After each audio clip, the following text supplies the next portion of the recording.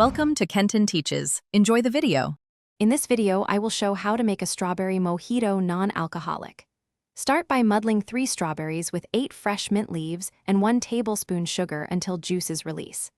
Add 1 oz fresh lime juice and fill the glass with crushed ice. Top with 4 oz soda water. Stir gently to combine flavors, taste for sweetness, and adjust with more sugar or lime as needed, then garnish and serve. Measure and prepare ingredients first so the recipe moves smoothly and your drink stays fresh.